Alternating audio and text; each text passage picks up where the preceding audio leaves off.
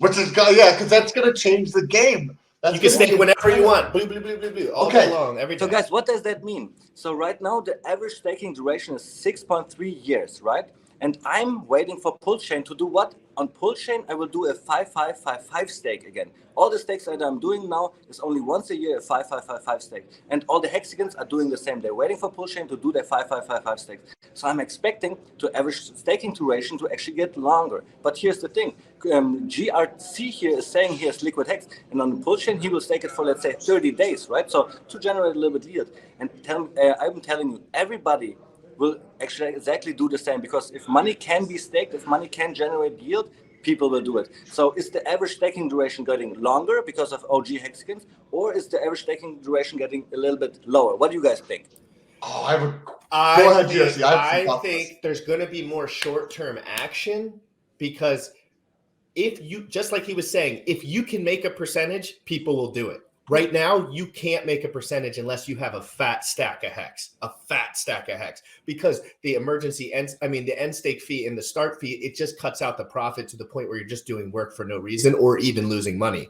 But with PulseChain, the fees are negligible. You won't even notice them. Therefore, you can do a stake every day of the year for 365 days. Don't do that. I know, but I'm saying you can do whatever you want, because the game theory of random people is going to come out, and at the end of the day, the people are going to find out the best way to slice that money, and to do it, they'll always find the best way. So the reason why I'm saying don't do the stakes every single day is because I did that in the past. When Hex came out, the staking and the transaction were really, really cheap as well. So I have about over 600 stakes right now, not only for me, but also for my family and so on.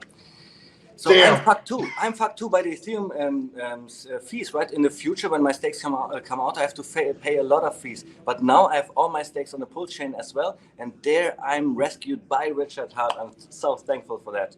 I have a question for you, and I also wanted to talk. I want to hear your a question on the technical details related to an end stake in terms of just clarity for myself, and then if you understand what hex is, from my understanding, being 45 days in, and you understand the repo market. So I was in finance and accounting before this, right? So before starting my own business and stuff. And the repo market, the repurchase agreement market, is basically a very, very short-term market for borrowing and lending. And it's very, very, very tiny interest.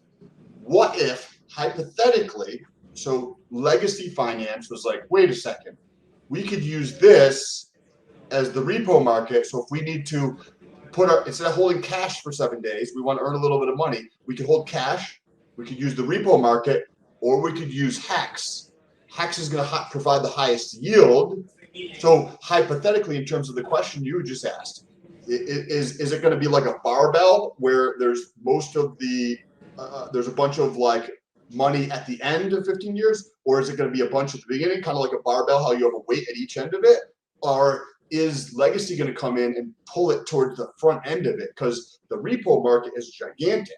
And if some people start to use that and they start to earn alpha relative to their peers in the legacy finance world, they're going to talk to other people and bring people in. It's a hypothetical, but I'd love to hear your thoughts on that. And then also, what is the price? What is the total cost, and how is it figured out to end the stake after it's finished? So really long question. I do not understand the repo market too well, but you said that it's a short-term investment you're doing. The problem with that is that, yes, you can use Hex to generate yield, but in Hex, we are in a cryptocurrency market. We have drops of 90% occasionally, and I guess you do not want that. Once you told your customers you will get a little bit of yield in the future. Of course, they get the yield, but the yield is so much worth less. So I do not know if Hex works for the repo market. But I know how the average staking duration works. It is a weighted staking average duration. If a big whale comes in and stakes for 5555, this hires the average duration actually a little. But if I do a 5555 stake with my little money, that doesn't change the average duration a lot at all. So I think the OGs that will stake for 5555, they will use, of course, their big money to stake long, and this should actually make the average staking duration longer. But we have so many stakers by now that if everybody is doing short-term stakes, the average staking duration will go down. So why is that so important for me? My personal average duration with all the 600 stakes I have is about 6.9 years, right? And if this number now, the average staking duration goes down from the whole ecosystem, now I'm holding my T-shares for longer than the average. This means that I will generate more hex than the average in the future. And this is why the average staking duration is so important. Interesting. So, because you're just basically going to earn yield for longer than somebody else, right? If you earn yield for 2 years and I earn it for a year, you're going to earn more than I will. Is that what you're saying? So this is the mindset I'm having. GRC and Sam, you guys are my friends, but still, it is a war on T-shares out there because the T-share price is only getting higher. So my position in the Staker app league, I want to not only defend that, but actually I want to get higher. How do I do that? Because I do not have a job. I do not have money in order to buy hex, in order to stake it, to get more T-shares, in order to climb up the ladder. I cannot do that. You guys can do that because you have a job. I can only do one thing. When my stakes are coming out, I can now look how many T-shares did I had before and how long can I stake out for longer so I get even more T-shares. Because hey, remember, Hex is only 2 years old. The stakes that I'm ending now for 2 years, I could restake them for 2 years and get almost the same amount of T-shares, but I can do something even better. I can use my 2-year stake and stake it and then restake it for 5,555. And now I'm even getting more T-shares than I had before, and I'm climbing the ladder, even though I'm not putting in more money, because I cannot even earn that much money that I would have to stake. Okay, got that. It generates enough for you to, with the principal from some of these stakes where you can actually restake and get more with the actual same stake if you add the principal, but generally it goes down, the rate goes down a little bit depending on how much action and how long the stake is in the system. Well, it'll always go down a little bit, but if you wait longer and it's longer, like the rate will be so much different. When I started buying Hex, it was 13 or it was 12,000 Hex per T-share, when A-Bit was probably 60 cents per T-share. So, you know, I do not like to talk about the T-share in dollar terms. I always talk about how much is the T-share price in Hex terms, because then it's relatable. When the Hex, on the first day of Hex, the T-share price was 10,000 Hex per 1 T-share.